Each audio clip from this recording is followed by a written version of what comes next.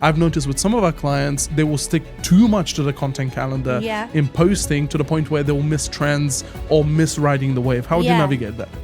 I think like it's all about balance. The best examples I can give, if you have, we always encourage people to have like evergreen content. So if you can have evergreen content that aligns with like your content plan and stick to like your content pillars. So it's like, oh, I'm going to focus on these 3 topics or 5 topics or 6 topics. Like if you fixate on those things, then what you should do is create freedom to dip into trends if you have the ability and the time. So like everyone's capacity is different. A lot of our clients are business owners or their businesses themselves, and they don't always have the ability to just jump on a trend.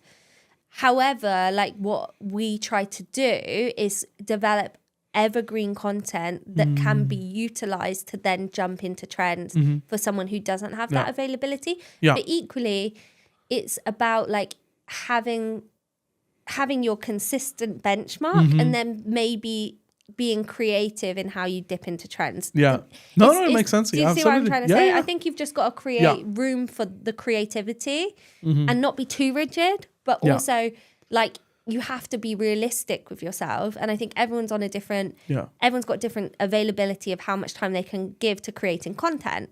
So you've got to kind of balance that. Yes, absolutely. And it just made me think about, you mentioned evergreen. For those of you that are not in kind of in line with some of that language, is evergreen content is a piece of content that would be producing results for time and time again, basically for a longer period of time. Now, sometimes when you post specifically maybe on YouTube or podcast, long form content, something that might not perform today, next month, in 3 months, might actually perform in a year or 2 or 3 and so on. I have so many experiences with previous clients where, you know, they filmed a piece of content, something that was really awesome, and that same year it didn't perform. Now it's where all of their business comes from, which is interesting. So I just want to like talk about a couple of overnight successes, like, or people that maybe like people think that person's an overnight success. So like, let's look at the most wealthy man in the world, Elon Musk. Let's go. Yeah, he might appear to someone who doesn't know his story as like an overnight success because they've only known about him in the recent years. So they think of him and they think about Tesla.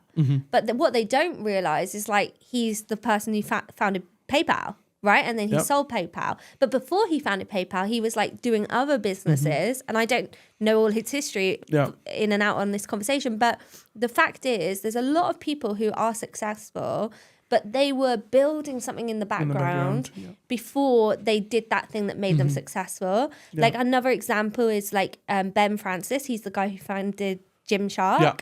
So he built... What a story, by the way. Amazing story. So like he built Gymshark in his garage. And he was fulfilling it himself, like one-man band kind of thing.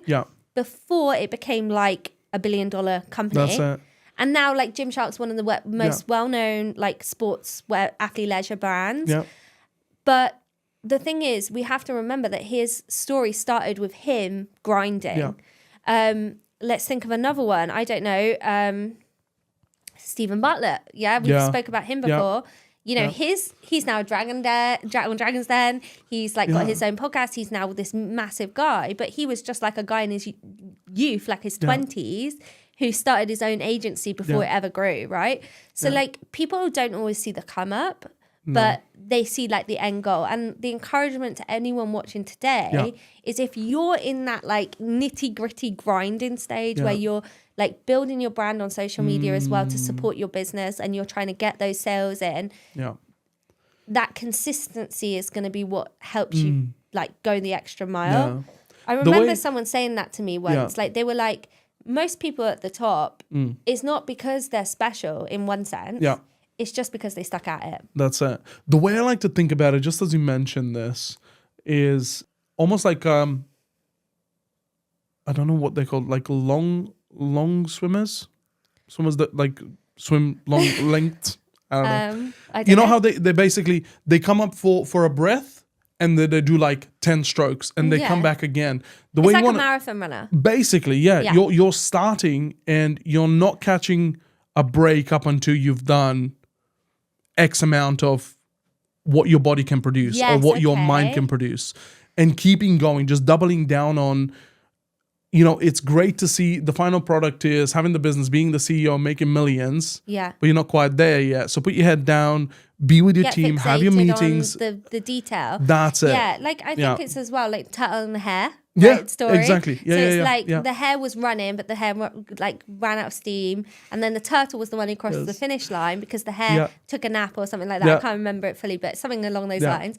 Meanwhile, like a marathon runner runs at a slower pace to a sprinter. Yeah. Right, but the marathon goes for further. That's it. Marathon runner goes for further. Yeah. So like I think it's the same in business. So like we've had that experience where started the business, we were on like a trajectory of growth, we were growing really fast. Yeah.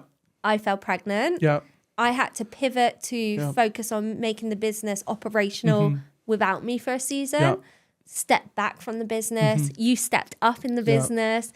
We had to focus on our operations internally, and then now we're at a point where we've been able to grow again, focus back on sales, focus back on bringing in new clients. But we had that period, so we went like sort of up. We sort of leveled out for a little bit, and now we're growing again. Yeah. So like that's longevity, right? Like that ability to pivot.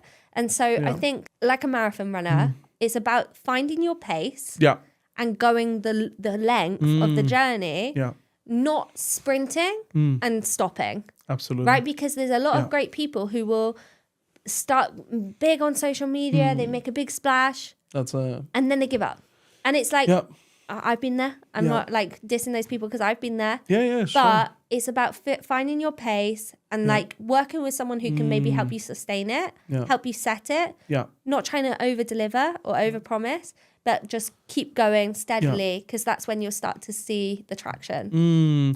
And the interesting thing, just thinking about this, is some people get a little bit of traction in their business or in their process or in their content, and they get into this mindset that, oh, I've made it.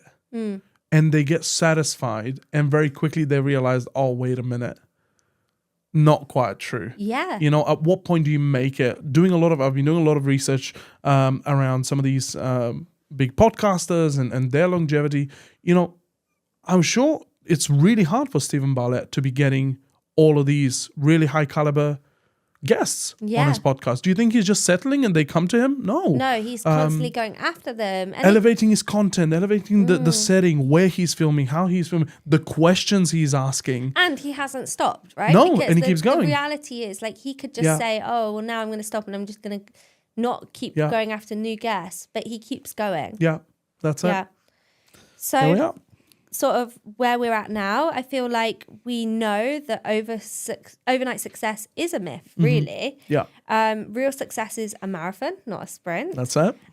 So if you're on that journey, you've got to embrace your journey, keep going.